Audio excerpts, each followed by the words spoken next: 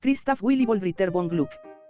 Nace en Erzbach, Palatinado Superior, 2 de julio de 1714, muere en Viena, 15 de noviembre de 1787. Compositor austriaco. Su padre trabajó para la nobleza de Bohemia, contacto que el precoz Gluck supo aprovechar para desarrollarse en las carreras de música y leyes en Praga, quizá bajo el patrocinio del príncipe Lobkowicz. Gluck aprendió a tocar violín y los instrumentos de teclado, pero más adelante se reveló como virtuoso de la armónica de cristal.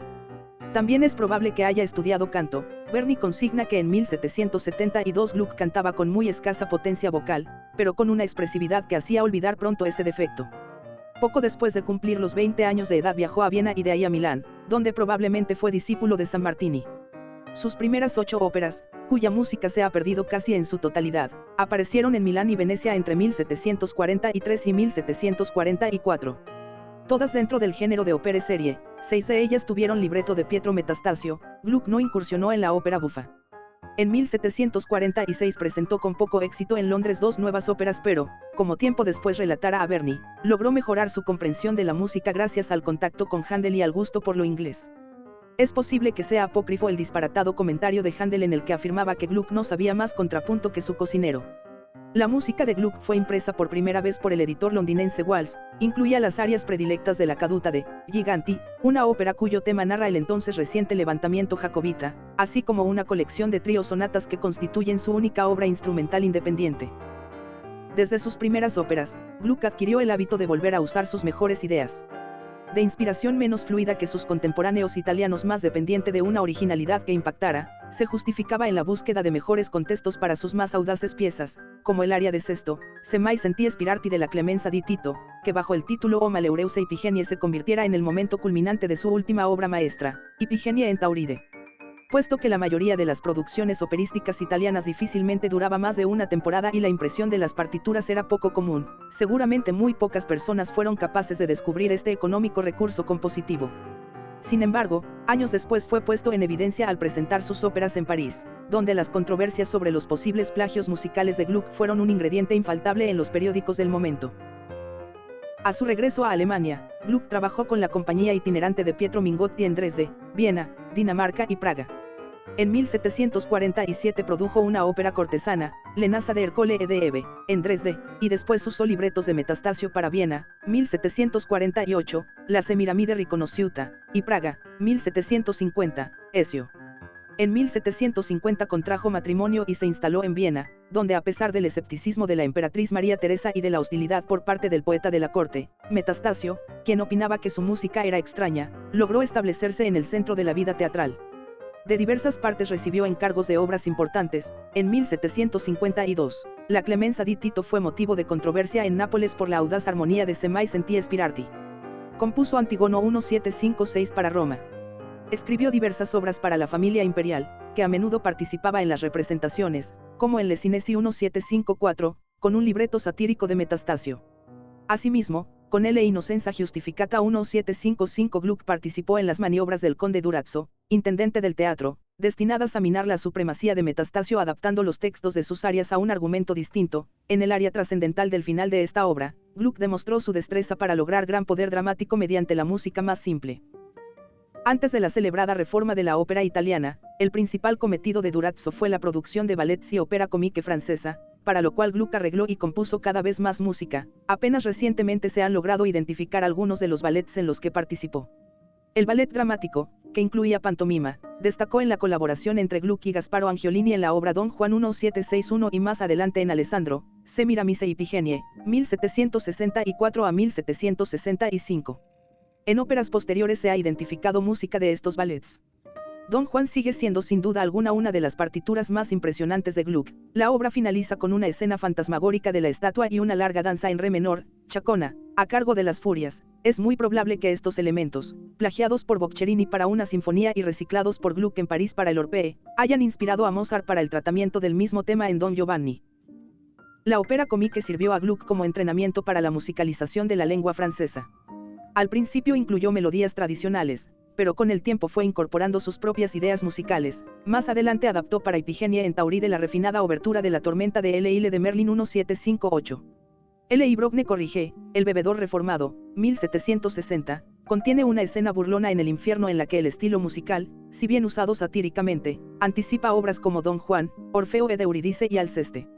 La última comedia de Gluck, La Rencanter Imprevue, El encuentro inesperado o Peregrinos camino a la Meca, 1764, es una obra maestra del género. La trama es un paradigma del estilo oriental que incluye el rescate de un harén, traducida al alemán para el Singspiel Nacional de José II, se convirtió en un modelo directo para Die Enfurunau dem Serail de Mozart. Gluck no emuló a Traetta en la adaptación italiana de la tragedia lírica francesa, pero la influencia de este género serio francés claramente sirvió de inspiración a Durazzo, como también al poeta italiano Ranieri Calzabigi, recientemente llegado de París, quien había participado en el argumento de Don Juan. Orfeo de Eurídice 1762 es la ópera más antigua que ha perdurado en el repertorio. Lo que retrospectivamente parecía ser una reforma decisiva de la ópera italiana, tuvo en su momento apenas un impacto local. En lo que respecta a la integración dramática, con excepción quizá del final feliz, Orfeo trasciende el género, aunque nada tiene de ópera seria, sino más bien de azione teatrale, de un género cortesano que ya incluía danza y coros. El elemento más novedoso, su estilo vocal simplificado, debe mucho a la ópera comique, mientras que el recitativo tiene en su totalidad acompañamiento orquestal. El primer Orfeo, el castrato Gaetano Guadagni, había trabajado con Händel y aprendió actuación con David Garrick. La integración de coros y danza, el coreógrafo fue Angiolini, es reflejo de la tragedia lírica, con posible influencia musical de Rameau. La afirmación de Calzabigi de haber sido él quien indicara a Gluck la manera de musicalizar sus versos puede descartarse, pues nada habría logrado sin la inspiración musical de Gluck. Como caso excepcional, la partitura se publicó en 1763. Después, Gluck aumentó como acto adicional de la ópera una versión reducida de la Feste de Apolo, Parma, 1769, así como una versión extensa para la versión de París, Orphée, 1774. Después de Orfeo, Gluck no compuso más ópera seria aunque, comparativamente, algunos encargos posteriores de la corte pudieran parecer igualmente convencionales. Telemaco, Viena, 1765, con libreto de Marco Coltellini, otro reformador, retoma el recitativo simple y algo de canto cabareture, pero retiene escenas corales y dancísticas formando un híbrido entre lo reformador y lo convencional dentro del contexto de la ópera cortesana. Con Alceste 1767, Gluck y Calzabigi lograron una ruptura más decisiva con el pasado, a pesar de haber retomado el recitativo simple.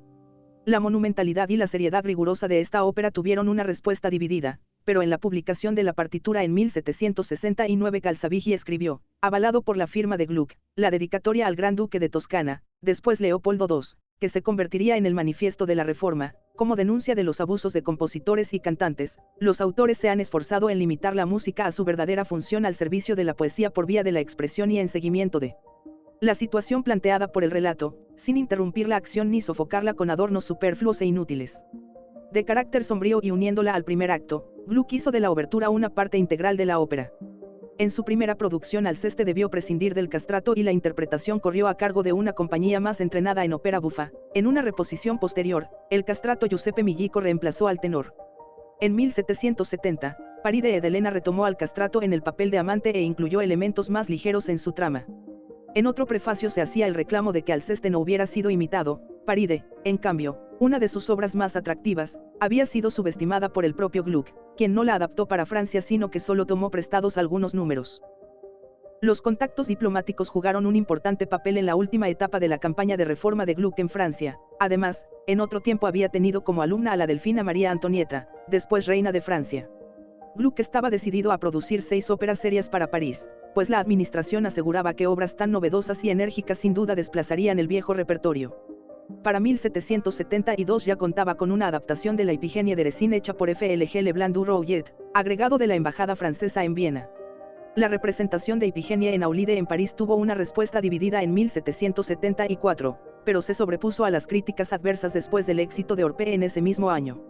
El papel protagónico del castrato fue adaptado para tenor agudo y entre las nuevas danzas se incluyó la celebrada danza de los espíritus benditos, así como la danza de las furias del Don Juan. La autoría del aria virtuosa agregada al primer acto fue erróneamente reclamada por el compositor Bertoni.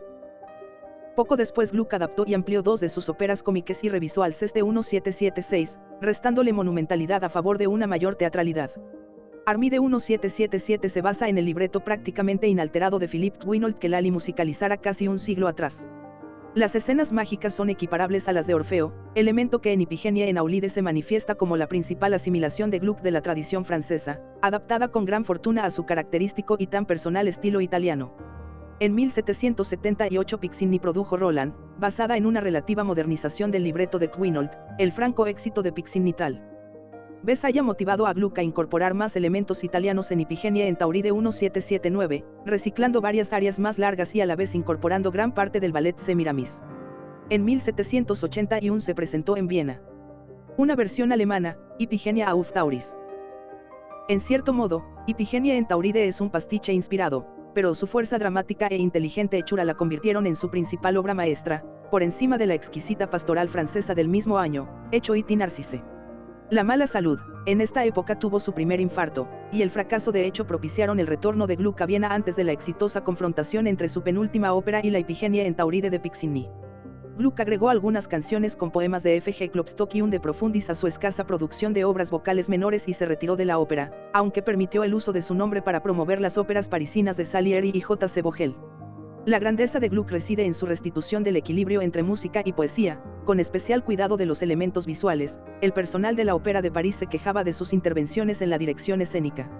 Persiguiendo la bella simplicidad de la melodía, trabajando de cerca con sus colaboradores y moldeando su música para acentuar los elementos dramáticos sin consideraciones por lo convencional, logró establecer al compositor como la fuerza dramática dominante de la creación operística, postura asumida desde sus particulares puntos de vista por Mozart, Verdi y Wagner, así como por sus discípulos Spontini y Berlioz. Pax, 663 a 665. Diccionario Enciclopédico de la Música. Alison Latham. Fondo de Cultura Económica. 2008. México DF.